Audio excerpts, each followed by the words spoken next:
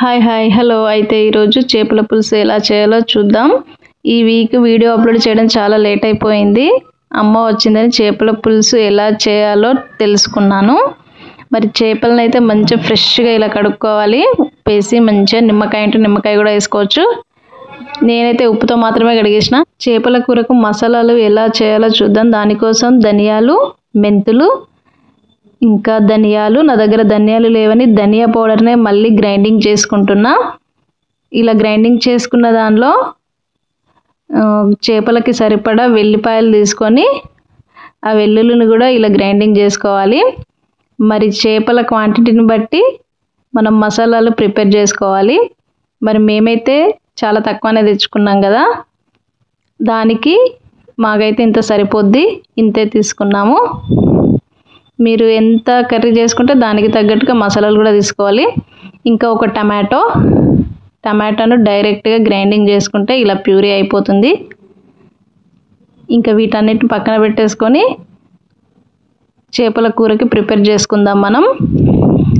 ఇలా ఆయిల్ కూడా వేసేసుకోవాలి. ఆయిల్ కూడా చాలా తక్కువ పట్టుద్ది. అంతే, పచ్చిమిర్చి, ఆనియన్స్ ఇలా వేసుకొని మంచిగా వేయించుకోవాలి. మరి చేపల కూరకి చింతపండు పులుసుతోనే కదా చాలా రుచి.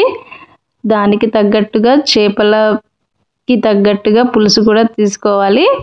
మా ఇంట్లో పులుసు చాలా తక్కువనే తింటారు, అందుకని కొంచెం తక్కువగానే తీసుకున్నాను నేను. ఇందులో టమాటా ప్యూరీ కూడా వేసేసుకొని మంచిగా వేయించుకోవాలి. కొంచెం కలర్ వచ్చే వరకు వేయించుకొని అందులో కొంచెం కారం,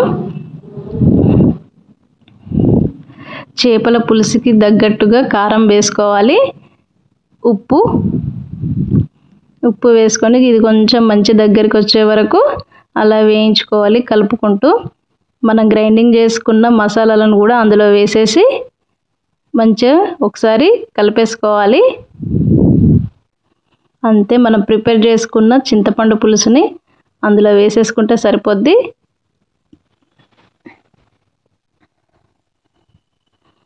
ఇంకా ఈ మనం చింతపండు రసాన్ని అందులో వేసేసుకొని మనకు పులుసు ఎంత కావాలో దానికి తగ్గట్టుగా వాటర్ వేసేసుకుంటే సరిపోద్ది. ఇలా కొంచెం మంచి దగ్గరికి వచ్చే వరకు వేయించుకొని మరిగాక దాంట్లో మనకి ఎన్ని వాటర్ కావాలో అన్ని వాటర్ వేసేసుకొని చేపలకి తగ్గట్టుగా వాటర్ వేసేసుకొని కొంచెం సేపు మరిగించుకుంటే సరిపోద్ది. మరీ ఎక్కువ వేడి కావాల్సిన అవసరం లేదు. ఇలా కొంచెం నురగ రాగానే ఫిష్లు అందులో వేసేస్తే సరిపోద్ది.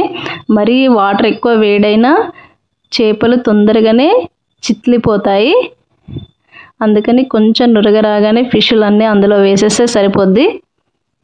చేపల కూర చేయడం చాలా ఈజీ. ఈ చేపల్ని కూడా ఎక్కువ అటు ఇటు తిప్పకూడదు, తొందరగానే చిట్లిపోతాయి. అందుకని లో ఫ్లేమ్లో పెట్టుకునే ఫిషెస్ చేసుకోవాలి. ఫిష్ ఉడికిపోయిందో లేదు కూడా తొందరగానే తెలుస్తుందంట. చూడాలి, మరి పులుసు అయితే మంచిగా మరిగిపోతుంది. లో ఫ్లేమ్లో పెట్టుకునే మరిగించుకోవాలి, ఎందుకంటే ఫిష్ తొందరగా ఉడికిపోద్దట. నేను కూడా ఇప్పుడే ఫస్ట్ టైం చూడడం.